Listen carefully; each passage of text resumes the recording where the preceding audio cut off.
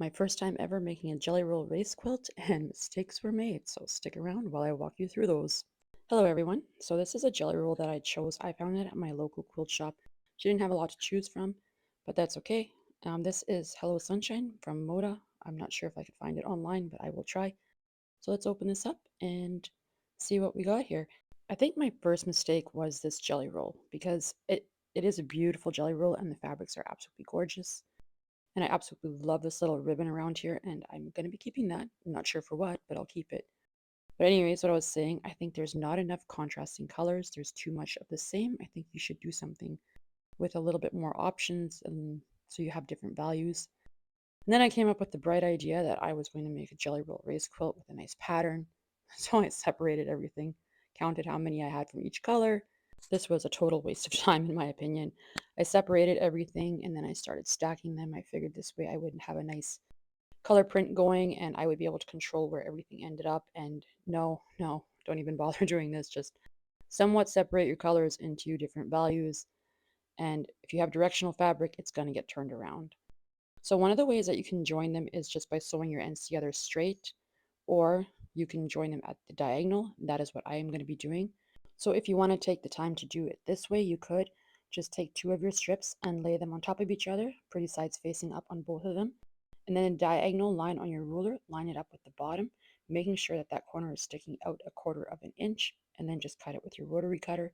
And then this way, when you turn that top one over and lay your fabrics right sides together, you can just put a pin in there, and then once you're done sewing your 1/4 inch seam, that is all done and ready to go. But I'm just going to be stacking these all up on my sewing machine and then sewing them together and cutting later. So all I'm going to be doing is laying two pieces together perpendicular like this, and then just, I'm not even going to draw a line or anything like that. I'm just going to wing it. And then I'm just going to sew at a 45-degree angle there, and that way when you flip it over, you're going to have a nice join like if you were joining your binding strips together. It's the same process here. And this does take a little while, so you just keep going and sew them all together. So I have my stack in front of me there, and I'm just sewing two pieces together and then flipping and moving over to the next one. Here too, I try to control my directional prints and waste of time. And then because I chain stitched all of my pieces, I'm just going to find my end and then try to keep track of where that end is. And I'm going to snip these all apart. As you can see, I have a nice little bunting string here, I guess. So I'm just going to go through it and cut them all apart. And then once I'm done snipping them apart, then I will grab my scissors and then cut off that extra. And here you could use a ruler and a rotary cutter if you wanted to be a little bit more precise, but I think the whole point of a jelly roll race is supposed to be you're just supposed to go as fast as you can. I'm this took me a lot longer than I'd care to admit. I'm going to blame my kids, they were distracting. But anyways, I'm just going to go through all of these and then I'm just going to trim off about a 1/4 inch of away from my stitch line there. And one thing is make sure that you have space to store all of this stuff because you're going to have a very long string here and it is going to be one big giant tangled mess. So now you're just going to find one of your ends and you're going to cut about 18 inches off. It doesn't have to be exactly 18 inches. This is just so that when we start sewing our string together, that we're not going to end up with our joins all matching up. We want them to be staggered and in different positions.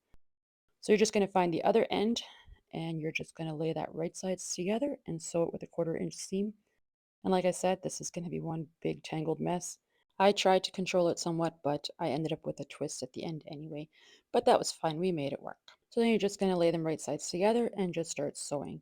And this is probably by far the longest seam I have ever sewn in my entire life. And just make sure that you have extra bobbins wound and ready to go so that you don't have to stop and wind anything. But yeah, just so, and this does take a while and you just got to be patient and keep moving. I don't pin or clip anything here. I just line everything up and just make sure that you're not tugging on it or pulling on it. You don't want any of those fabrics to stretch while you're working with them. So just carefully line up your edges and just guide it through your sewing machine. Let me know in the comments if you joined in on the National Sew a Jelly Roll Day.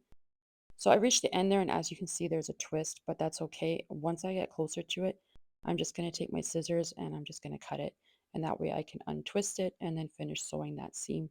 I really wish I would have timed myself to see how long this took me because I felt like it was never ending. But I've never done one of these before and I wanted to try it and I figured I would show you guys what it would look like, whether it turned out good or not. So here we are. And now that we have finished sewing that ridiculously long seam, we're just going to open it up. And as you can see here now, I have two of the same prints touching and one of them's upside down, but that's just the way it is. So now we're just going to find our other end, but I'm just going to clamp that in my sewing machine there so I don't lose that end. And I'm just pulling everything onto my floor there and letting it drop. Once we find our other end, we're going to have to open this one up as well and then lay these right sides together and start sewing again. It's just the same process all the time. You find your ends, lay them right sides together, sew with a 1/4 inch seam, and once you get to the other end, cut it apart and then go again. And it's just doing this over and over again until you get it to the size that you want it to be, like the height and the width. This actually ended up bigger than I thought it would, so I was quite surprised. I haven't made a quilt yet for my youngest daughter, so I think she's going to get this one. It's one of the reasons why I chose this fabric, because I figured this would be perfect for that. And now that I'm back at the end there, I took my scissors and I cut it, and I realized that I could have just sewed all the way to the end and then just used my ruler and rotary cutter to cut it off, and it would have been a lot cleaner, the cut. So that's what I did in the future. So now once again, we're opening this up and then we're going to find our other end and do it again. Our seams are getting shorter now, so it's going a little bit faster, but I did finish this all in one day. Like I said, I have little kids at home, so I'm constantly getting up and going to deal with them. So once again, we're just going to lay right sides together and continue sewing. I won't film the whole thing because it's the same thing over and over again. But here is what my quilt looks like. It definitely needs a good press and some squaring up. And as you can see, I had no control over where the colors went, but I still like it. I think it turned out pretty good. Thank you so much for stopping by, and until next time.